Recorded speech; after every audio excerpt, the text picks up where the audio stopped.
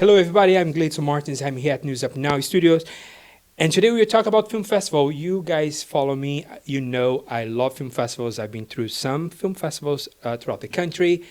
And here today to talk about one special film festival is the co-founder of the San Quentin Film Festival, Rahsaan Thomas. Thank you so much for being here on this Monday rainy day in the city. Yeah, it's raining cats and dogs, but thank you. So talk to me, because when we met at Sundance, that was the first time I was learning about the film festival in San Quentin, and also you have another one coming up in March. So you started a couple of years ago. Why did you start it? I wanted Hollywood to see the talent.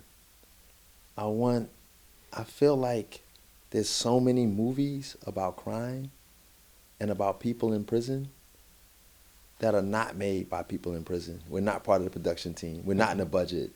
If anything, you probably get the lowest check. I think life rights. It's probably like the smallest check on the whole team, right? Editor's probably the biggest, writer, right? Yeah. But life rights, nothing. Huh. And so I feel like, crime has a lot to do with a lack of inclusion, poverty, and we have this whole creative economy that if people were included in it, telling their very own stories, there'd be a lot less crime. And I think no place can teach you that, the lessons you got. And now you helping other people bring arts to them, to those who are inside. I think it's fascinating. What are the experiences or the feedback you get from them after you started the festival? Currently incarcerated people? Before the festival, there were some doubts. Well, it's not an easy topic to have around dinner time, I guess. No, but I think people in prison get exploited a lot. Yeah. They're not allowed to participate in the creative economy if you use state equipment. And so the filmmakers that make films inside can't profit from it. Mm-hmm. And so they're really leery if somebody else tries to. Mm-hmm.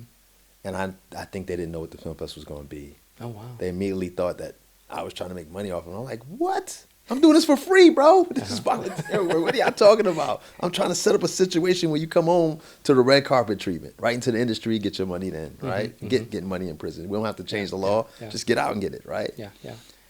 And so it was a lot of controversy. But once we pulled the festival off, it's been love, man. Everybody's looking forward to the next one. And it's just this amazing thing. It's almost like Cinderella. Oh, wow. Right? Like you for 2 magical days, you're not in prison anymore. You're on the red carpet, hanging out with celebrities and amazing people from society who meet I call people in prison amazing, because I think if you can come from the worst life and come out a better person, like you've been tested, you come out just on a whole nother level mentally and emotionally, right? And so meet some of the best people who come out the other side of incarceration better. It's magic. It's magic. And then it rights the wrongs of other film festivals. Because as a system-impacted filmmaker, if 10 of us apply to this Sundance or this other festival, maybe 2, 3 of us get in. It's really hard to get in. Sundance is the best of the best. And you should be lucky if you get in. You should be lucky if you get in. Yeah.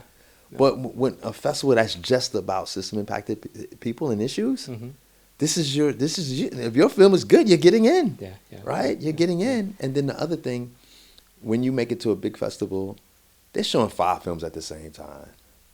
And if there's some celebrity films showing the same time as yours, oh my God, your thing's going to be empty.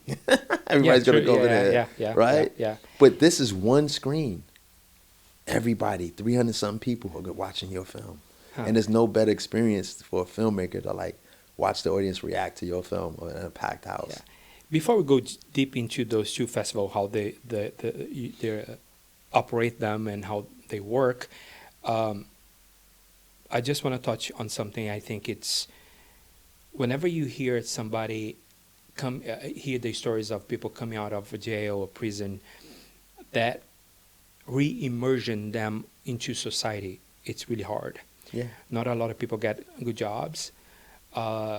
There's a great program in San Francisco. I'm not very familiar with them, but I know some details with the Lancey restaurant, where they help people who was on the other side of the law and to insert them into society again. And I think what you and your partners are doing, it's fantastic because you're giving opportunity to them to do something with their lives, to get a better skill when they get out of there. Because I think like sometimes this is my observation, and I feel like some people when they get out, they don't know how to interact. They don't know what to do when it comes to work as well. What skills, obviously, you can study, you can learn while in there. But I think society sometimes is too harsh on second chances. I'm not saying everybody's good, they're good, or because they're good and bad people in general, in and out of the system, right? But I think what you're doing is fantastic because you're giving opportunity to them to be somebody else later on with their lives, to carry on. And I think that's really what we need, especially in these days, Definitely. you know. I would say that most people parole in desperate situation. Yeah. No ID, Yeah. no housing, no clothes, no money. How do you even get a job until you get your ID? You can't. Right? Yeah. And that takes you a little while. If you've been down less than 10 years, now they try to make sure you leave with your license. But if you've been down longer than that, you leave with nothing. Hmm. If you're a lifer, they put transitional housing, but you got 6 months to a year, then you're on your own. And it's not enough time. It's not enough It's time. not. You don't even get a decent credit score by then. No, no. And especially, I mean, we are talking about someone without addiction issues. Yeah. Therefore, if they're having addiction issues, 10 times harder. yeah, even 100 times harder.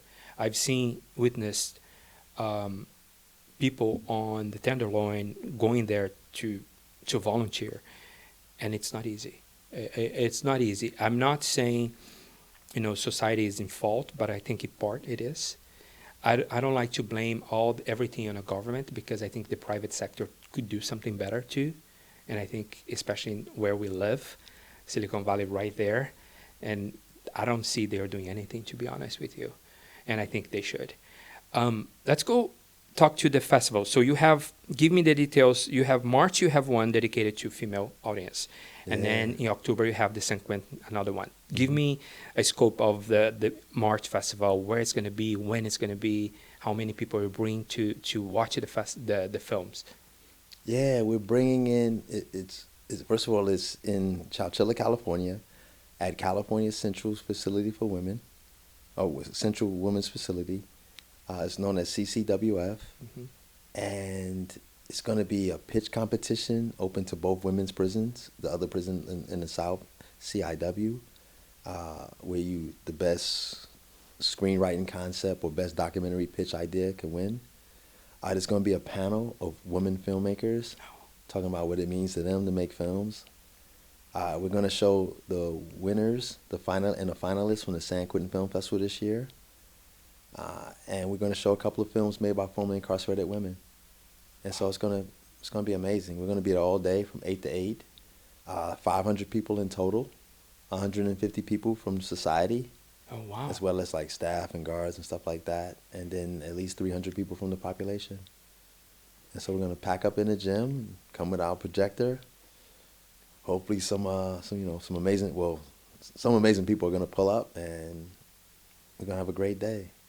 And which day is that one? In March? March 28th. CCWF? March 28th. 28th. Yeah.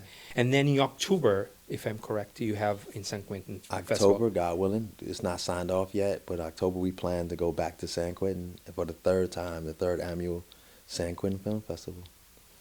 And when you go around, okay, you did the festival. This is not the first year. You have some data, right? When it comes to the government or private sector, what are the feedback you get from them? Not much from the private sector. We don't have any, I would call corporations as donors right now. I wish, because Sundance, everybody else has some. Adobe. But from the prison, all other prisons are calling. Vacaville want us to come up. They want the festival there. And also the media centers are starting to expand. San Quentin was one of the only prisons where incarcerated people have access to cameras and iMac computers, and they can make their own films. And now that's starting to spread. At CCWF, they have the equipment now. They're just getting started. So we hope when we come back, we hope to see a bunch of films made by the women there. But it's also a few other prisons in California have media centers now. And we're hoping that it spreads across the nation. But more so, I would like to see media centers in our neighborhoods, like the way the Scribe Center in Philly does, or Bayvac here in Frisco, where they give like young people access before prison to find their passion, find their skill, their creative talent. I guess what you're saying to me, it's like you should start teaching or learning in that case at a young age, and then you can turn around if you have that possibility. I just feel like I got more opportunities in prison than I did in the streets. Wow. Oh, wow. And had I had this opportunity to find myself, to find a career path, I don't think there would have been a prison situation in the middle. If you don't mind asking, how long you were in? I did 22 years. Oh, wow. Yeah. How's your life today when you see what you've done and what you are capable of doing, and to be able to help others now? It's amazing. Like, besides the film festival, I was part of the Ill Hustle podcast. I was part of Initiate Justice and helped, I gave Taina Vargas the idea that she took and ran with it and turned into people being able to vote on parole. I can go on and on, but to make a long story short, Empowerment Avenue, I help currently incarcerated writers and artists get their work out on major platforms. Like, we got an artist going to SF MoMA this year while incarcerated, and he might even get out in time to be there in person. We have, like, somebody got in the New York Times a couple of times. Like, it's just, like, to be able to give back these opportunities that I know we need.